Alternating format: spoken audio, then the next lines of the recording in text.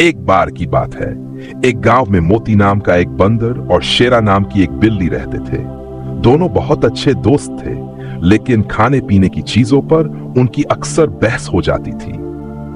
एक दिन गांव के एक लड़के ने बाजार से ताजी रोटियां खरीदी और गलती से 2 रोटियां रास्ते में गिरा दी।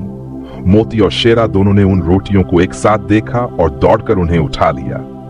ये मेरी है, शेरा बोली। नहीं, मैंने पहले देखी थी, तो ये मेरी है, मोती ने जवाब दिया। दोनों में बहस होने लगी, लेकिन कोई हल नहीं निकला। तभी एक चालाक लोमड़ी वहां से गुजरी। उसने उनकी बहस सुनी और कहा, क्यों न मैं तुम्हारे लिए न्याय कर दूं। मोती और शेरा मान गए। लोमड़ी एक तराजू ले आई और दोनों रोटियों को तौलने लगी।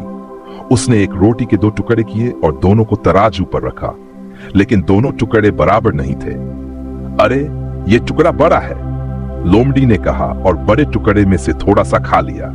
फिर तराजू के दूसरे पलड़े में रखा टुकड़ा भारी हो गया, तो उसने उसमें से भी थोड़ा खा लिया।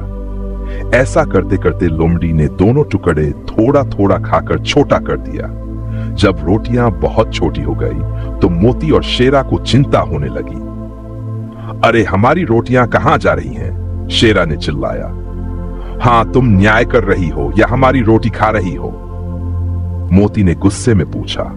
लोमड़ी हंसते हुए बोली, मैं तो केवल न्याय कर रही थी, लेकिन अब रोटियां इतनी छोटी हो गई हैं कि मैं ही इन्हें खा लेती हूं। यह कहकर उसने बची हुई रोटी खा ली और वहां से भाग गई। मोती और शेरा एक दूसरे को देखते रह गए। उन्होंने समझ लिया कि किसी तीसरे पर भरोसा करने से पहले सोचना चाहिए।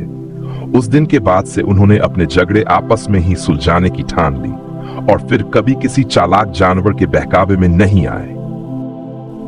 इस कहानी से हमें यह सीखने को मिलता है कि आपसी झगड़ों को सुलझाने के लिए किसी चालाक व्यक्ति के पास जाने की बजाय खुद ही समझदारी से हल निकालना चाहिए, वरना कोई तीसरा फायदा उठा सकता है।